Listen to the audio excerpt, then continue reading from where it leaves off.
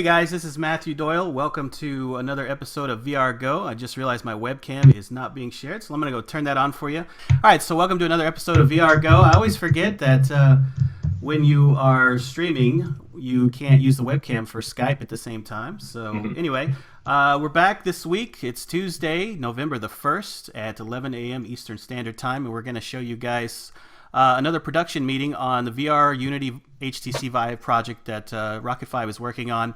And this week we've got some cool stuff to show. We're going to be looking at the early prototype, some gameplay. I'm going to put on the HTC Vive, hopefully here, and see if I can stream that for you guys. You obviously won't be able to see both me and the gameplay at the same time, just because of the way I'm set up here, but at least I think I can show you guys that prototype. And I think Tim and Kathy probably have some art assets, some early preliminary 3D assets for us to look at and evaluate those during the meeting. As always, if you have any questions, I'll be monitoring the chat channel. Feel free to post them in the Twitch TV chat channel, and we'll get to those questions as soon as we can. Otherwise, enjoy the show. And Tim and Kathy, I'm going to go ahead and just let you guys take it from here. How are you guys doing this week? Hey, we're great. Yeah, thanks for having us. Chat channel. And, I'm just jumping into the chat as well, so if anybody has questions for me, I'm here. Or we are here. We are here. Yeah, so we're 2 weeks into this, into the milestone, or to the whole project. So I guess our second week milestone wrapped up.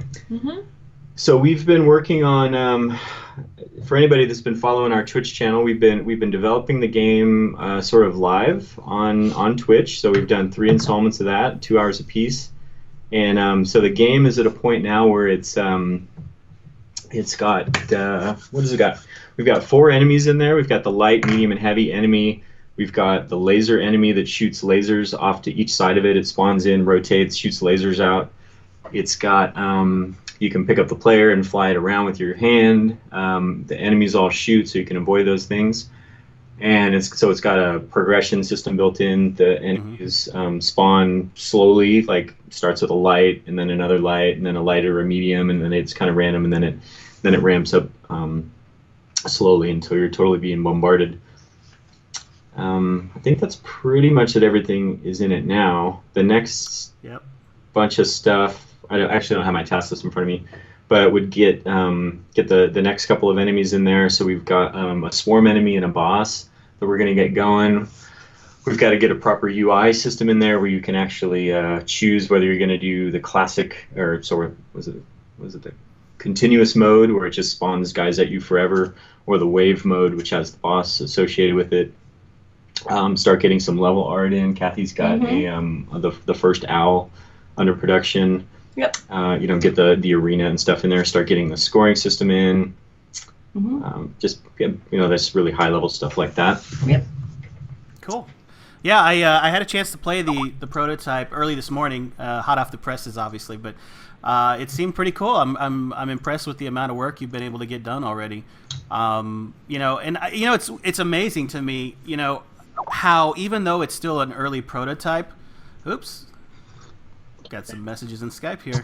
Even though it's a early prototype, it really still feels like you're in the environment. When you pick up the airplane, I was, when I first ran it, I thought the airplane would just already be in my hand.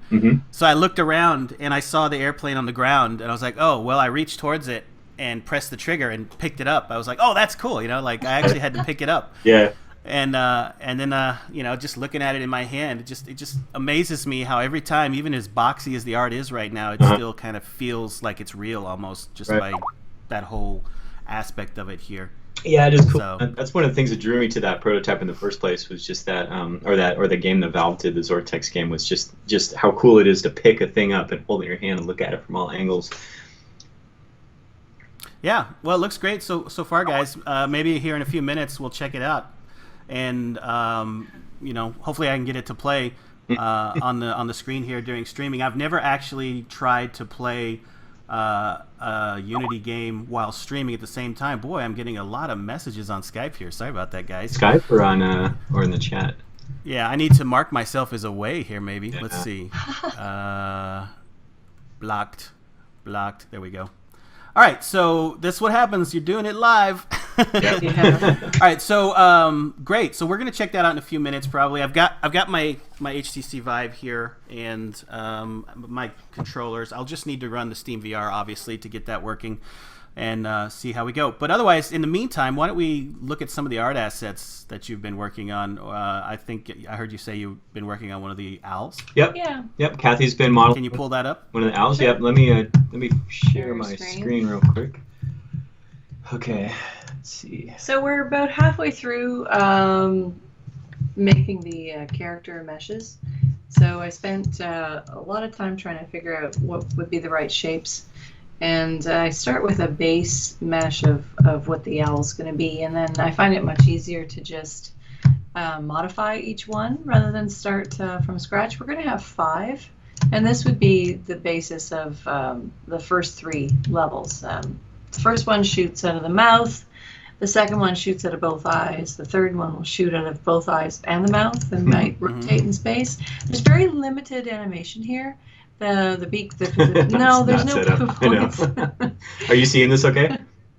Yeah, it looks great. Looks great. I'm a self-taught modeler, which means that I'm a non-taught modeler. So I just There's a lot of us out there. Yeah, but I find the tools really intuitive, and so I just stumble my way through. I spent a lot of time trying to find the most appealing shapes, and It's got kind of a B shape to it. yeah, an acorn Yeah. It looks like a little acorn. or a little spud. So these little guys will be flying at you, and they're meant to be. They're quite small, right? They're quite small. Yep. So you would look at it from a fair distance. The mesh around the eyes isn't quite. It's really messy. Still. Yeah. But we're going for a sort of a hybrid mecha owl and real owl. I mean, not real owl, but cartoony owl.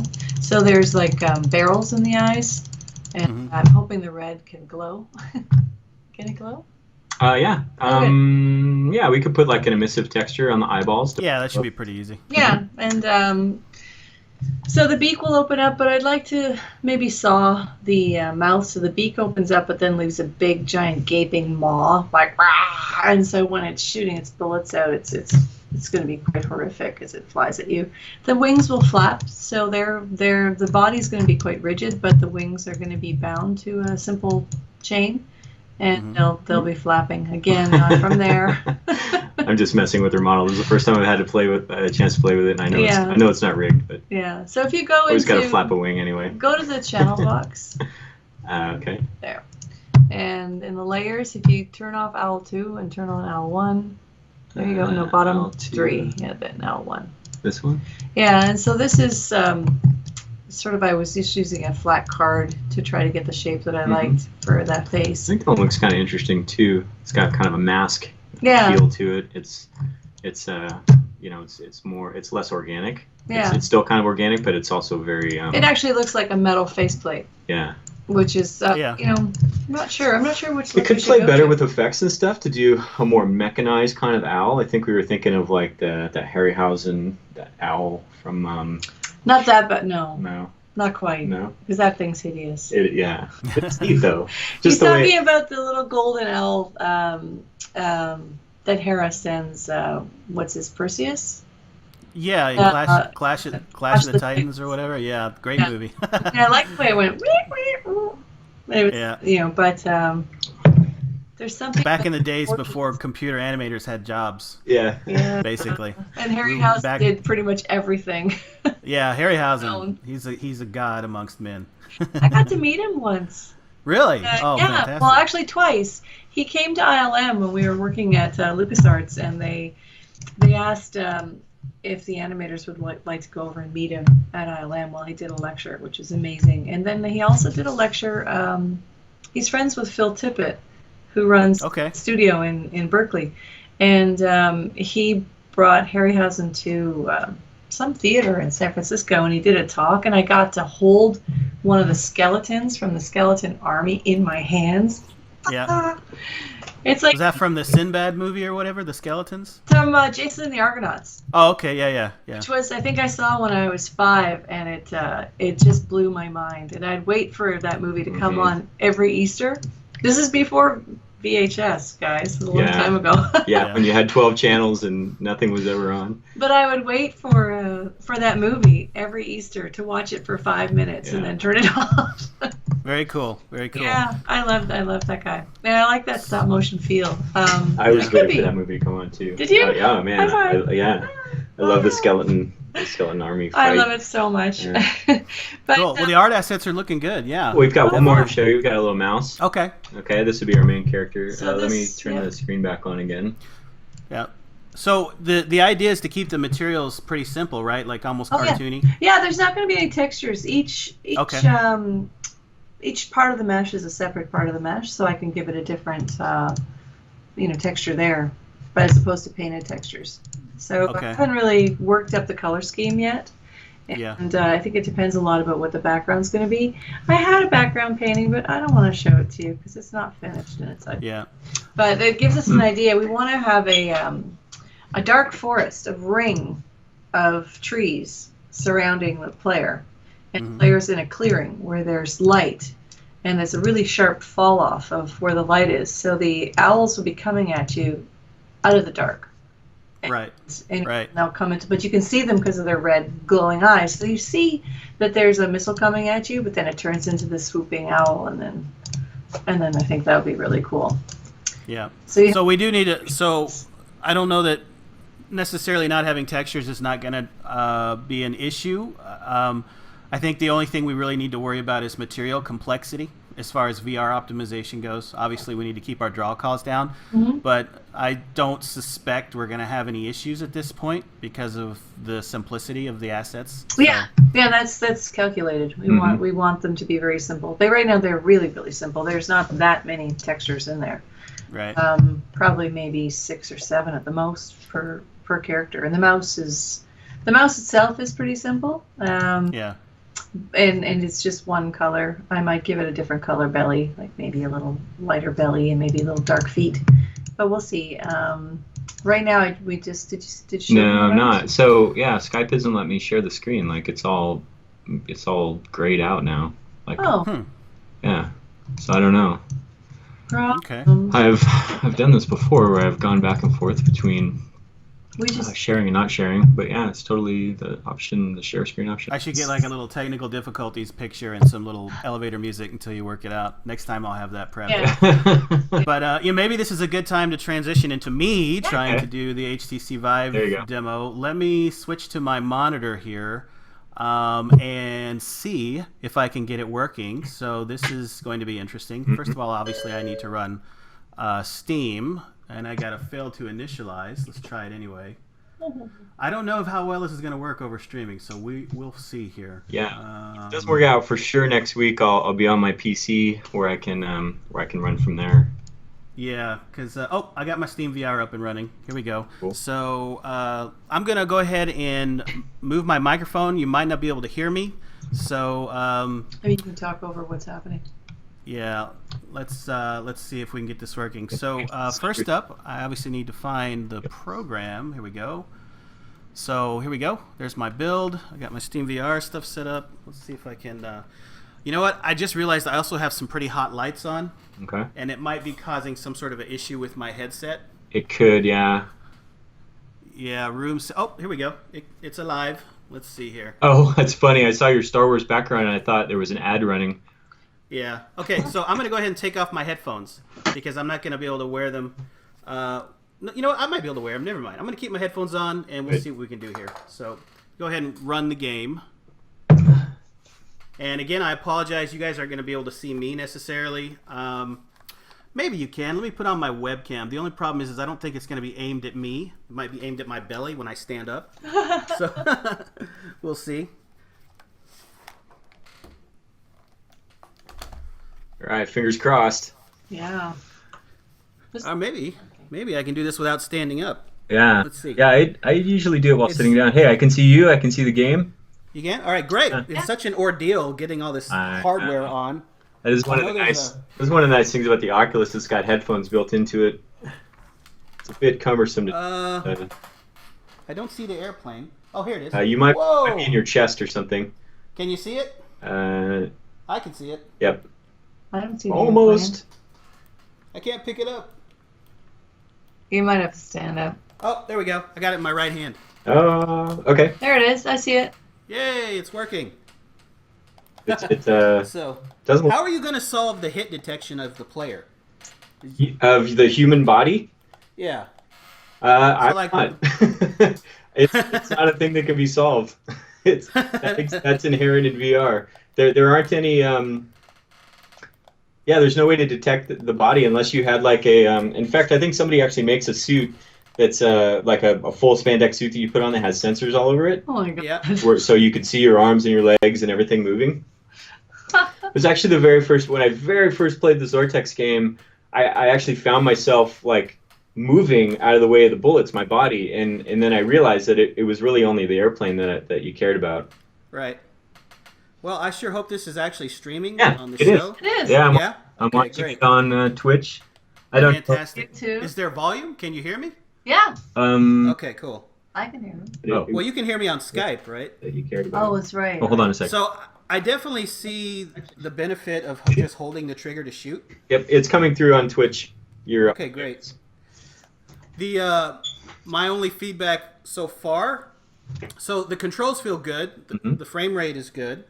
Look at all those bullets. Oh my goodness. Yeah. They're probably all around me. There's some. The only like the bullets are. I mean, obviously this is programmer art, but maybe a little bigger. I think it would be cooler to see larger bullets coming out. Sure. Just because I almost don't see them because they're so small. Oh, the yellow ones, really? The bullets. No. The bullets coming out of the plane. I'm sorry. But whoa, yeah. I know it's just programmer art, so I'm not really gonna, No, that's any good feedback. judgments at this And point. they're just white, so they are hard to see. The ones in Zortex, I think, are really long. Like they're like 3 or 4 times longer than that, and I think they're red or something, so they stand out a bit better. So yeah, no, that's something I could definitely do. Yeah. Fantastic. All right, well, I'm gonna take it off now. Yeah. If I can find. You know what? The other thing is cool. I love being able to put my controls down and still be able to pick them up, even though I can't see my hands. I mean, it's just. Yeah, it's one thing that I love about VR, at least with the controllers. Yeah. Anyway, Someone's good telling job. me there's a way that there's actually a camera on the Vive headset, and you can toggle between the camera and actually see out into the world. But I've never figured out how to make. Oh, really? Yeah, I haven't seen that. I know a lot of newer headsets that are supposed to be in manufacturing are going to be supporting AR and VR. I mean, that's kind of the trend that everyone is thinking. Let me go ahead and take my headphones off for a second. I'll be right back. All right. Yeah, that looked really good. That worked well. All right, that You was had a great. Parked advanced TIE Now fighter. I got messed up hair from wearing a headset. My audience gets to see me looking disheveled now. Ooh. All right, cool. So let's hop back over to Skype here. We can shut down Steam VR. All right. Yay. That worked out. Oh, that worked out better than I expected. First test of a VR demo live on Twitch, at least for us. So Yeah. worked out really well. Cool. All right, so good job. Definitely, I'm really impressed. I watched you last week when you did your live stream, your 2-hour live streams of development. That was very cool. I was a little sad that I didn't see you, Kathy, doing any live art development, but that's okay. We're trying to build her up to that. Yeah. Maybe by the Yeah. second or third enemy, she'll be comfortable enough to I have- jump in there. I have serious Twitch fear, so. Well, yeah, I'll I do get too. over it. Trust me, I'm too old for this stuff. This technology stuff scares me. Yeah, I had the weirdest time. Like it was the first time I've done workshops and stuff in front of students where I'm talking as I work to demonstrate what I'm doing, but doing it just into a microphone into your screen was so weird. Like I just felt really self-conscious and like You did great. Yeah, it was like you were saying the fantastic. other day, what do I do with my hands? And it was just yeah. Well, thanks. I want to keep doing it because I want to get better at it. In fact, I did a short stream of Kitty Disasters last night. I was doing some modeling in Maya, so I'm like, okay, I'll just set this thing up on my Mac, and so I did a stream there just to kind of go through the motions and kind of get used to it. Yeah, very cool. I didn't expect you to talk. I thought you were just gonna, load up Twitch and be deving the whole time, and all you were gonna hear is all the keyboard, But you talked the whole time, and No, you were very descriptive, and It worked out really well. I don't know if that's a good idea for the studio, me talking constantly, but yeah, it was. The reason I did was because I had built the project up to a point ahead of time, and then so I treated the first like 3 days as like a tutorial of like me just kind of redoing what I had did already, and I think so now going forward, I think I'll talk less, and now will just be normal development mode where I'll be sort of talking to myself or whatever when I run into a problem. There'll be a lot more just head scratching. So it may actually kind of slow the pacing down a little bit, but then also being live, I find kind of pushes you a little bit too. Like I'm less likely to procrastinate because I know people might be watching and I want to keep it active. Right. So it could be a good thing. You mean you won't spend hours? It gets me up in the morning, Yep. so otherwise I don't wake up so easily. I'm not a morning person. Oh yeah. All right, so let's just talk a little bit now about. Let's get back on track here and talk about the actual prototype and the art assets you created. I mean, like I said, everything looks great. I'm impressed with the progress. I think we're on track for a great delivery. Great. But just want to see like if you have any concerns, if there were any issues while you were building the prototype that you ran into that are related to VR development, or if so far everything is kind of on par with developing for a regular platform. Or I think I think the biggest thing that I'm getting annoyed by, I don't know if annoyed is the right word, but having to put on the headset and pick up the controller every time I want to test is getting old. Yeah. So yeah, believe me, I've done it a few times, and it's always an ordeal. So and, I'm like, I can see that. I'm like freaking to take my glasses off and knocking them into my face, and if the controllers are disconnected, which they automatically shut themselves off every few minutes, and you go to run the game, then the game can't find the controllers, so you get all this console spam, and then you have to start it again. Mm-hmm. Yep. So I was thinking I might try tackling making it work with the mouse. The problem with the mouse, though, just go in there and click on the thing and start shooting. The problem with the mouse, though, is like I don't know how to do depth, right? So a mouse is a two-dimensional thing. I can move around the screen like this, but if I want to turn or shoot something behind me or go in and pick up a power-up, I won't be able to do that with the mouse. Oh, yeah, I could see how that... Yeah, I mean, normally what would happen, right, is a raycast or whatever. Yeah. So you point it at a certain spot in the screen and you do a raycast, but then, of course, like you said, there's a 360-degree rotation, and then there's depth as well. I don't know. Well, and then it's the player that you want to collide with things. If there's a power here and the player is supposed to collide with it, I've actually got to put the player there. I could shoot a raycast at it, but then I'm making a whole nother system. And then that also brings up the collision. I asked you about it kind of while I was messing around with the demo and everything, and I think you gave me an answer, but I was so involved in the game, I'm not exactly sure I remember what that answer was. But how do you think you're going to solve it again, the collision? So because obviously the point is they're shooting all these bullets at you, and you've got to contort your body and stuff to not get hit. No, it's any clue yet on that? No, I'm not going to do anything. Yeah, my answer was I'm not doing anything. Okay. Because that's just an inherent problem with VR, or not a problem really. It's just because you can't really detect that the player made a move. I mean, I guess you can detect where the headset is in 3D space. Exactly. That's the only. But not the rest of the body. Yeah. That's the only thing of the player that exists in VR is whatever has the sensors on it. Yeah. So maybe it's just a collision on the head, maybe. Just like a sphere or something?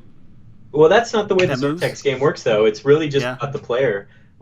So I try to imagine that you're not in there at all. Is the way that. Oh, so the gun. So the gun is the. It's only the ship that has the collision, the thing in your hand. Okay. And you just don't worry about your body. That makes sense. Yeah. Okay. The very first time I played the Vortex game, I was like going like this with my body. I was like, holy shit. Yeah, it makes me want to do that. Yeah, it makes me want to do that. Yeah. Yeah, and then I realized, while I was doing that, I was, moving the ship into the path of bullets. And then as soon as I got over that and just focused on my hand and the ship, making sure it's a bullet hell game, right? Which is your. So the player is the camera in this case. The player is not the avatar. The player is just the camera. Just the camera. Yeah. Okay. Yeah, that makes perfect sense. And that definitely makes it easier. Yeah. What's that game that's being made by Secret Location? The guys here. It's called. I don't remember the name of it. Oh, it'll come to me. Anyway, they've got a game where you have a gun in one hand and you have a shield in the other hand, and so in that case you actually, I don't know how they're doing it, but I guess they're detecting the bullets are they must have some kind of way of knowing that you're a cylinder or something, and if a bullet enters that cylinder, then you take damage as the human. Makes sense, because they know where the controllers are, so they can judge how long your arms are and figure out where your capsule should be. So you're holding this big digital shield that's semi-transparent. Blasters of the Universe is the game. So you hold the shield out, or even closer to your body works better, and you can kind of shoot around the shield, and the bullets will bounce off the shield. If you're holding the shield or you don't have the shield at all, then you are taking damage. It's right. So there is some sense of the player having a collider, but it's still not perfect, obviously, because you could cheat the system really easily just by covering only part of your body with the shield, and it would probably work. And then you could the other half of your body floor and totally just get behind the shield. I don't know. Yeah. Yeah, well, that's definitely a unique problem to VR. I'd be curious to see what kind of solutions hardware developers come up with for that kind of stuff. Yeah, I think we're going to have to solve those kinds of problems as VR continues to grow. Yeah, I think somebody's already making a spandex suit you can put on. And they're using it for mocap, and it's got little sensors all over it. Yeah, what is that company? God, it starts with an EX. Oh my God, I can't believe I can't. So they have a mocap solution. I want to say Extends, I think, maybe 3D. I'll have to Google it. But you always see them walking around at GDC. They always have a model walking around with the suit on. And it's like a mid-tier mocap solution. Obviously, you don't have to have a full studio. You just walk around in the suit. It's Enflux. Oh, Enflux. Enflux? Oh, wow. That's not the one I'm thinking of, but I'm sure there's a couple of other solutions out there. Let me do a quick Google here. I have no research assistant next to me, so I have to do it myself. Is it Exigent 3D, maybe? Maybe. Let's see. No. Yes. No. That's not it. Those are 3D modelers. Let's see. Mocap X. Let's see. Mocap. It's a mocap suit. It's markerless, basically, is the idea. Xsense. There we go. I'm tongue tied again. XSENS. Xsense. Yeah, Xsense. So anyway, I see them at GDC all the time. They've always got this model walking around. It's a black suit with an orange stripe, and they have a backpack. And she's walking around doing mocap without having cameras and stuff. I don't know how it works exactly, but stuff like that would be great for VR. Obviously, just the spandex type suit. Okay. Anyway, okay, cool. So just to let you know, your Skype contact list is in front of the video. Yeah. So many problems trying to stream and managing 100 windows at the same time. I know. Tell me about it. Cool. So did you ever figure out if you could show that other piece of art that you were able to screen share? Let me screen share. Were you able to get it to work? No? It won't let me screen share. I could... Maybe you could send it to me and I could show it? Yeah, there's a picture. You send that. Yeah, we've got 3 images. And a JPEG. I'll throw them in that Dropbox folder real quick. Should I just throw the... Just throw the mouse, because we've seen the owl. Oh yeah, I definitely want to see the mouse. Yeah. Definitely. Doesn't have its jetpack yet. Or the wings. Just the mouse. Cool. Let's see how it goes. Oops, I gave you my LT file. Oh no, LT. You can maybe send it just in the chat, the Skype chat, or... Would have been a good idea. Anyway, it's in Dropbox. In that. Dropbox? Okay. In that. Too. Let's see if I can get my my Dropbox up here. Check as well. No? Yeah. How Skype is about sharing images. Here we go. Cool. Cool. Okay. So yeah, very obviously early, untextured. Yeah. But looking good.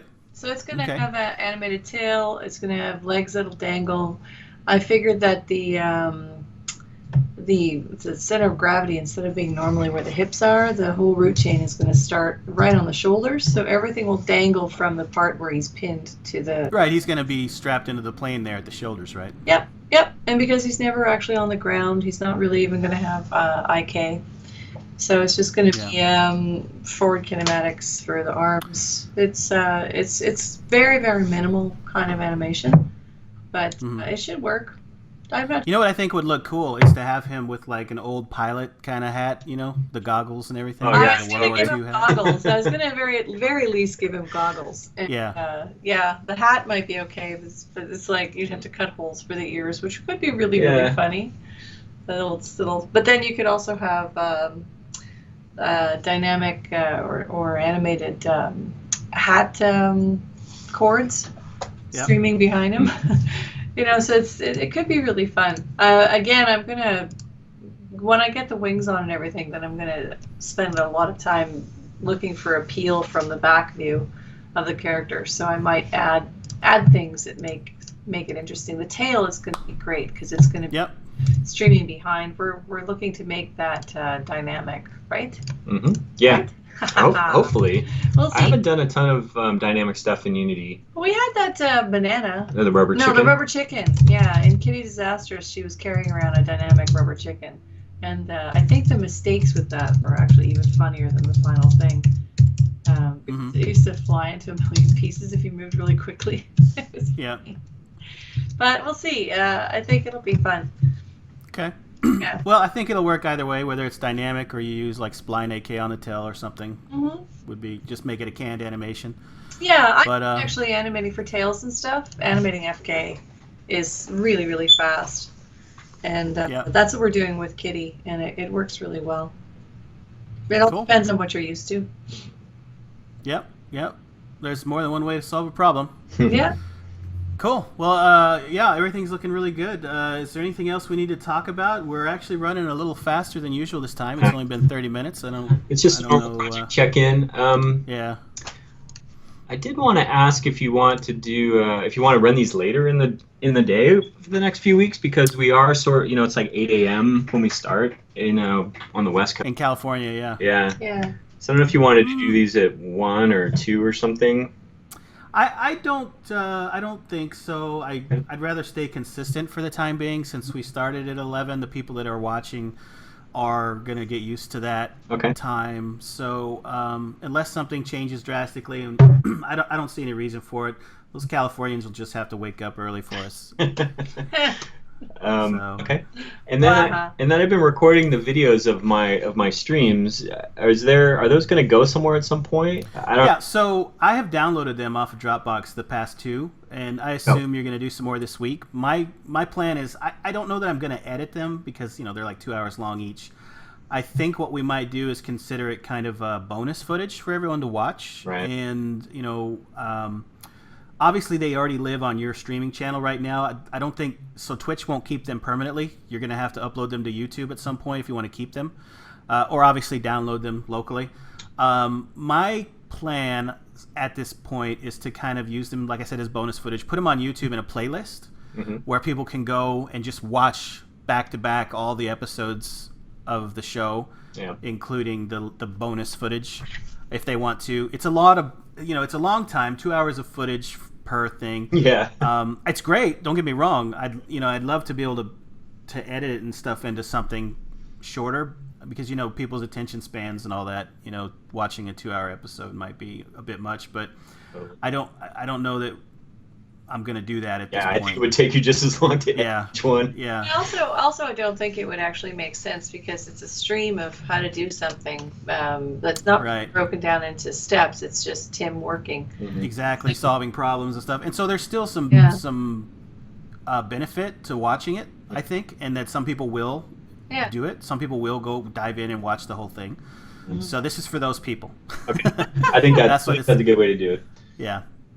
So I don't know when that's going to go live. I'm going to talk to Wes on my end when he gets back. He's traveling, business travel, and when he gets back, we're going to discuss it and figure out where to put him and how to put him up there and push them out, promote them, and whatnot. But I think that's kind of the best approach, is just make it kind of like a bonus footage thing that people can watch if they haven't already watched you live. So okay, cool. But great stuff. I really enjoyed watching it myself. I kind of, you know how it is when you're, I don't know if you watch a lot of streams. I technically don't myself, but when I do watch streams, sometimes I'm working, while I'm listening to the stream in the background, almost like, listening to an audiobook or something. Podcast, Yeah, or a podcast or whatever. And I just, and then when I my ears perk up, obviously, when I hear something really interesting that you're working on, and I'll look over and see exactly what it is you're doing. But, there's this whole concept of playing games and consuming content kind of by proxy nowadays. A lot of people are watching streamers instead of doing things themselves, because it's just, time-wise, they don't have enough time in the day or whatever. And and so they put the streams and the podcasts on in the background while they work or whatever. It's kind of cool. Yeah. Anyway, so keep it up for sure. Do that though. Like when I'm animating, it takes full focus. In fact, I don't even listen to music when I'm animating something difficult. Really? Wow. No, it takes 100% of my concentration to get that performance if I want to do it quickly. So I think there's a long tradition of controversy over that. Who listens? I think Milk Call. Yeah, I'm the opposite. I like to listen to music when I work, and I used to stream, and put music on, but then of course I started getting copyright violations on YouTube, so I had to turn my music off while I work, or at least wear headphones, because music for me is kind of, I don't know, it's part and parcel of the creative process. But to each his own. Some people don't like it to have any kind of distractions while they're working. That's a good point. I wonder if I should make sure not to have any music streaming in my dev. Yeah, I wouldn't. That we're going to post on YouTube. Yeah, if you plan to put it on YouTube, they're very strict about that kind of stuff. Yeah. So but what about just stuff that I'm not gonna? So when I'm just modeling for Kitty Disastrous or just doing normal dev stuff, if I got music in the background on Twitch, that's not a. Is that? Yeah, I don't know that Twitch does anything about it. I've never seen them do anything about it, but YouTube for sure. If you're gonna upload later, they'll strip the. They'll mute your whole video. First of all, they'll see if the content owner wants to monetize your ads or whatever. Yeah. And they might, let's do that at first, but then eventually, if they don't feel like they're making any money off of you, they'll mute your video completely. Okay. So, all right, good to know. Anyway, just good to know. But great progress, guys. Looking forward to next week. Let's set an agenda for next week, I guess. What are we going to be looking at next week? Oh, yeah, good question. All the characters should be done. Oh yeah, even the boss. Okay. Fantastic. That's our schedule. When you say done? When you say done, what do you mean? Like first pass done? No, the meshes need to be finished, which is a lot easier from this stage in, and I will attempt to do some Twitch streamings as I do that. But there won't be any rigging. So we should have a first pass at least of some kind of background assets, or at least attempt to do that. It's all going to depend on what it feels like up in VR. So we have an idea of what we want, the ring of trees, but if it doesn't feel good, then we might scrap that idea and move to something else. I think it's going to look cool. I think so. Yeah. I think it should. So what do you think? First pass maybe on all the characters? Well, or some of the characters? So the characters, I think we're going to get all 5 owls, and the mouse should be finished by next week in terms of the mesh, the models. And, and because they aren't rigged or bound yet, there can be changes over the next week while we rig them. So, for example, if I've conceived the owls of looking a certain way, and then I'm trying to rig the wings or the mouth, and it doesn't quite look good, there will be modifications, which is easy because I am just one department. I'm one person, so I don't have to go back and forth between a modeler, rigger. Yeah, so we would call that modeling phase is complete. Modeling phase is complete. complete. So gone from concept to modeling, and then rigging and animation. Texturing would fall in there somewhere if we were painting these guys. Yeah, well, texturing actually could be. If we were going to be giving these guys real textures, we could actually extend that to the rigging period, because once the texture map is made, it can be applied at any point in time. Sometimes I even start animating before the final textures come in, and that's fine. It's pretty seamless. Even if you haven't got your UV map made, like in this case, we're not using UV maps because we're just using shaders. But you can actually transfer a UV map to a rigged character, and it's not a big problem. But this case, it's going to be much more simple. It's a much more simplified, streamlined kind of pipeline. So that should be for next week, which I think is plenty of work for me. Okay. What are you looking at? Well, I guess I will work on getting the other 2 enemies in the game. I kind of gave a rundown at the beginning.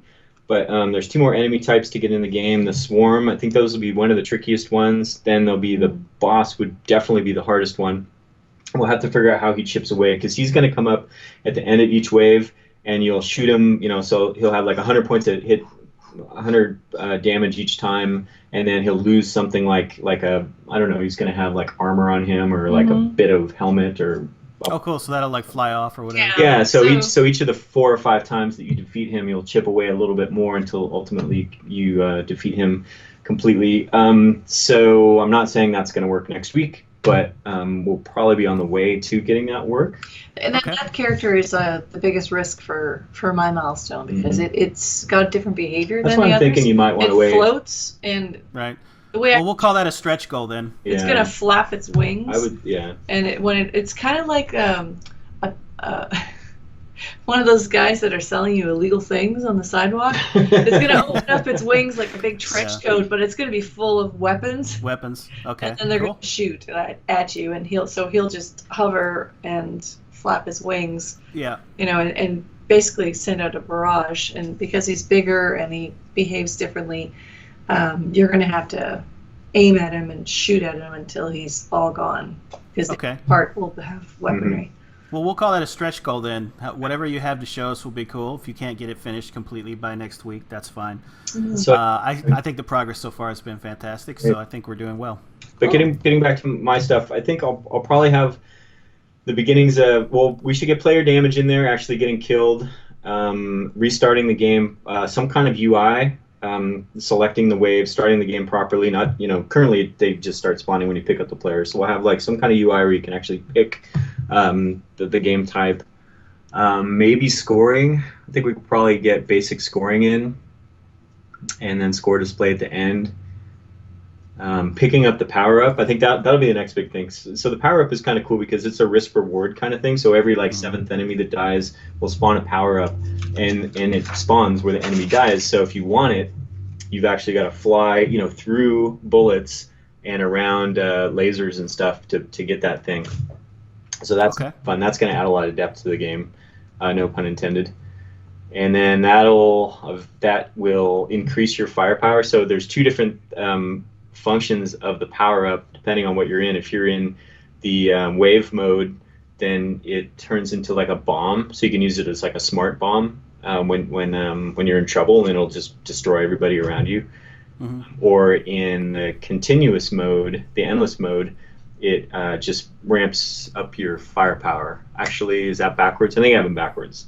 The other one is you just get a more like a bigger effect on your bullets, and they deal more damage.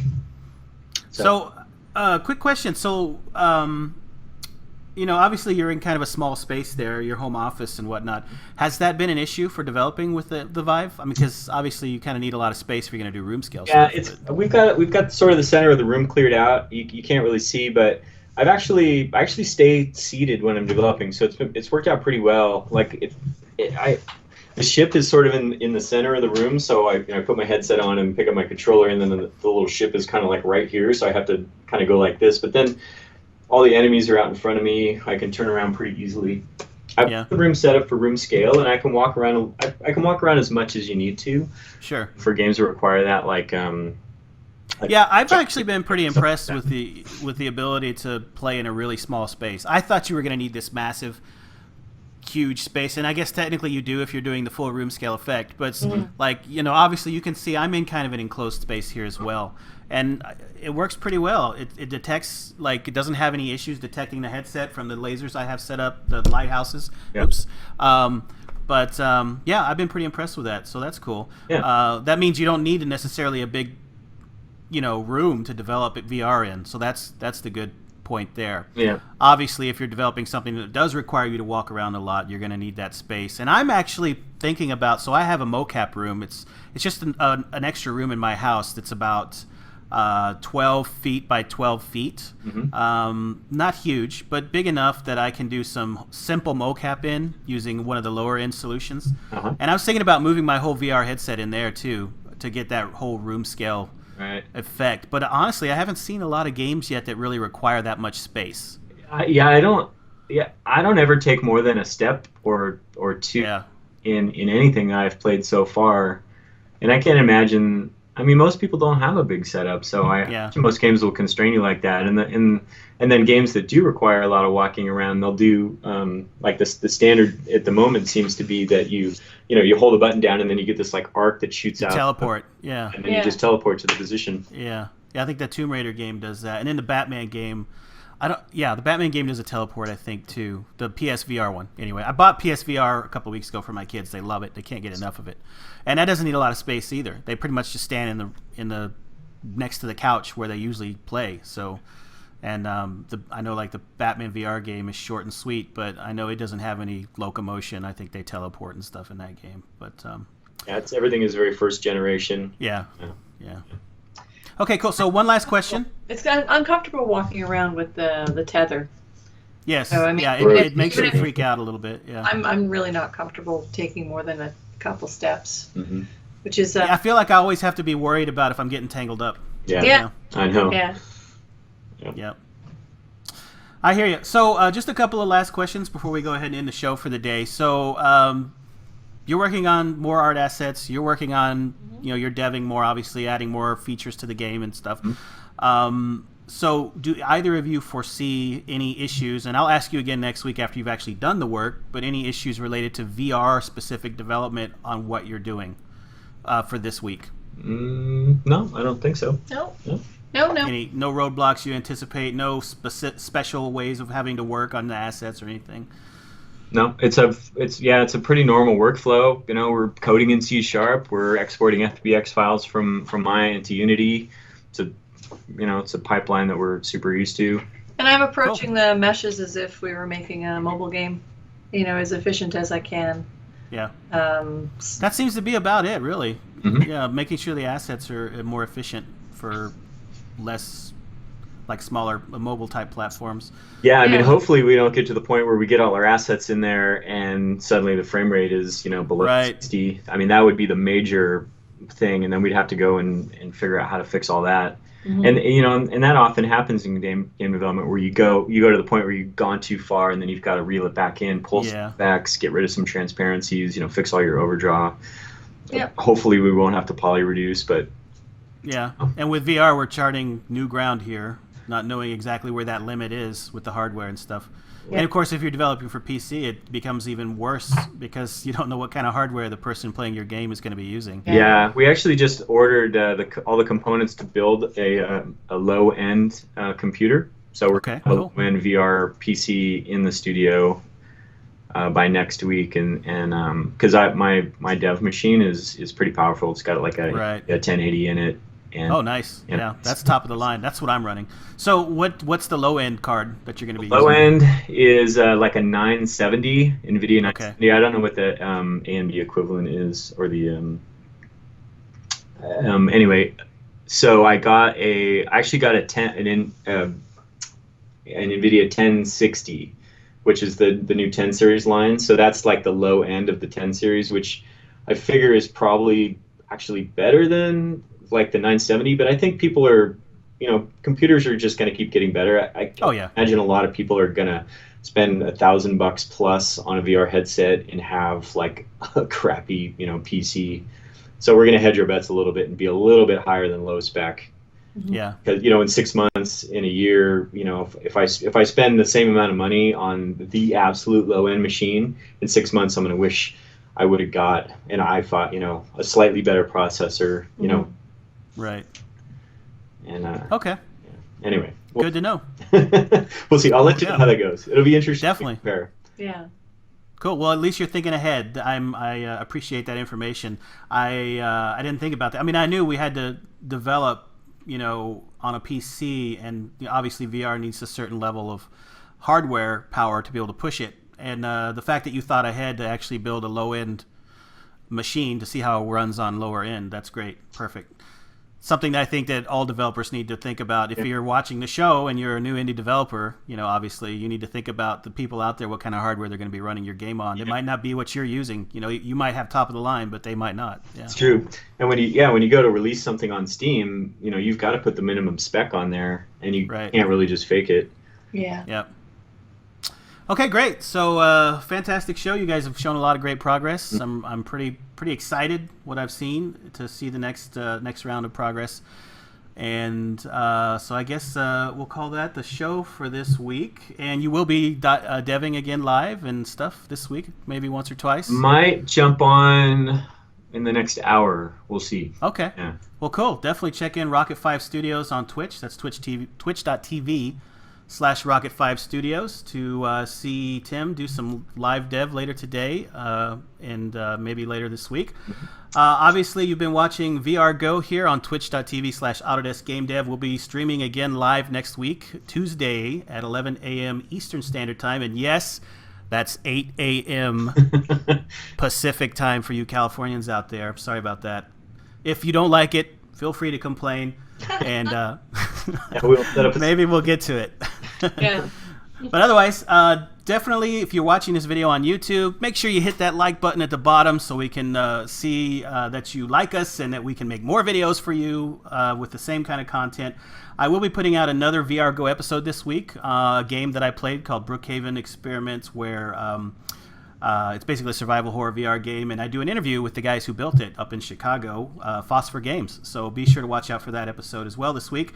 Otherwise, I want to thank Tim and Kathy for joining us. Also, make sure you check out rocket5studios.com. That's correct? Rocket 5 Studios? Yep. And that's 5, the number. And check out their work, Kitty Disastrous, and some of their past stuff, and support them as well. We want to thank you all for being here today, and I guess that's about it. You guys have any last comments you would like to make before we shut down? I think we're good. Awesome. All right, well, thanks, Tim and Kathy. Be sure to check us out on the area blog as well, the Game Dev blog, and we will see you guys next time. Cool. Yep. Bye-bye.